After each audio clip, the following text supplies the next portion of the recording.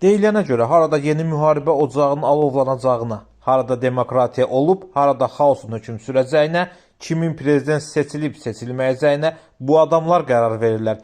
Çünki pulları o qədər çoxdur ki, hələ bir neçə əsrdə ailələrinə bəs edər. Təbii ki, əgər biz gələcəkdə hər hansı bir sürpriz görməsək, beləliklə dünyanı idarə edən 5 ailə ilə tanış olun. Rothschildlər. Qeyri-rəsmi məlumata görə dünyanın ən varlı sülaləsi Rothschildlər ailəsidir. Onların hazırki kapitalı 3,5 trilyon dollar təşkil edir. Ancaq hər şey olduqca sadə qaydada başlamışdı. Əvvəlində onlar bu qədər varlı deyildilər. Yahudi emigrantın oğlu olan Mayer Amschel Rothschild müxtəlif Alman knyazlıqlarının sikkələrini dəyişmək məqsədi ilə 1762-ci ildə balaca bir dükan açır. Dükan fəaliyyət sahəsi araşdıranda belə çıxır ki, o dünyanın ilk bankı imiş. Mayer o vaxt hələ 18 yaşında idi. 20 yaşında o, Alman hersoqlarının şəxsi bankiri olur. 100 il sonra isə Rothschildlər ailəsi Avropanın bir çox ölkələrinə kredit verirlər. Bununla belə onlar kifayət qədər sadə yaşayır və kübar cəmiyyətlərdə az-az görünürdülər. Həmin anonimlik indi də qorunur və nəslin gerbində həkk olmuş devizlə vurğulanır. Sadəlik, birlik, əzimkarlıq. Onların uğurunun bir sirri də qohumluq əlaqələri qurarkən olduqca ölçülü biçili davranmalarıdır. Rothschildlər ailəsində sadə ailədən çıxmış gəlinlərə yer yoxdur. Ənənəyə görə ya çox uzaq olmayan qohumların qızları ilə ya da cehizi çox olan qızlarla evlənirlər.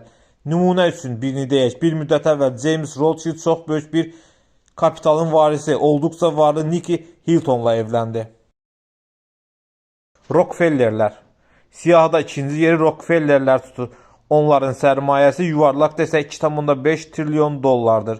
Rockefellerin sərvətinin tarixi elə də qədim deyil.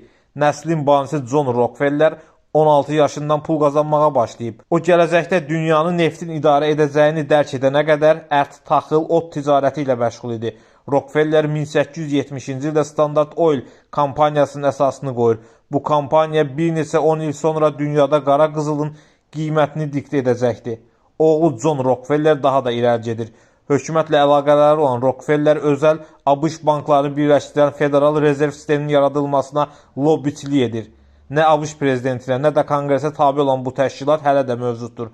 Hazırda bütün dünya ölkələri bu məsələlərdə onlardan asılıdır. Onların dollar barədə verdiyi qərarlar ölkə iqtisadiyyatlarına ciddi təsir edir. Ailələrin əsasını qoyan John Rockefellerin nəvəsi Nelson Rockefeller ötən əsrin 70-ci illərində ABŞ vitse-prezidenti olaraq ailənin mövqeyini dünya siyasətində daha da möhkəmlətdi. Kiçik nəvə David isə uğurlu biznesmen, maliyyəçi və diplomat kimi şöhrət qazandı.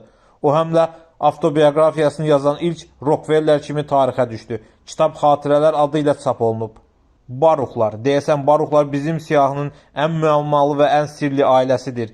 Ailənin banisi Bernard Baruch 1965-ci ildə öldüyü zaman onun sərvəti 1 trilyon dollar təşkil edirdi. Hələ gənclik illərinə özünü broker kampaniyası yaradan Bernard 33 yaşında milyonçuya çevrilir. Onun əlində olduqca böyük siyasi hakimiyyət cəmlənmişdi. O 5 Amerika prezidentinin məsləhətçisi olmuşdu. Ən yaxın dostu kim olsa yaxşıdır? Winston Churchill. Bernard dünya siyasətində əsl boz kardinal idi. Bernard Baruch New Yorkun mərkəzi parkında gəzməyi və bu zaman şəhərin adi insanları ilə ölkədə baş verənlər barədə söhbət etməyi xoşlayırdı. Bununla belə dünyanın ən varlı insanlarından biri olduğu halda mühafizəçidən istifadə etmirdi. Pul səs-küy sevmir. Bernard Baruchun nəslinin adı mətbuatda demək olar ki, hallanmır. Onlar özlərini sirli aparmağa bacarırlar. Səudlar. Müasir dövrümüzün ən varlı ailələrindən olan Səudlar 1938-ci ildə ölkədə neft aşkarı olandan sonra seçilməyə başladılar. Buna qədər gənc Səudiyyə Ərəbistanı dövləti yoxsulluq içində yaşayırdı. 25 min nəfərdən ibarət olan kral ailəsinin ümumi sərvəti hesablamaq mümkünsüzdür. Ancaq belə bir məşhur fakt deyə bilərik.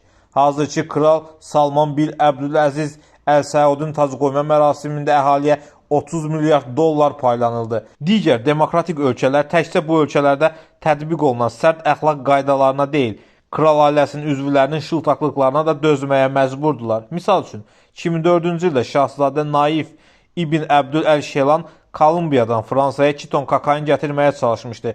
Kral diplomatik əlaqələri kəsəcəyi ilə bağlı Fransanı hədələyindən sonra qohumunu xilas edə bilmişdi.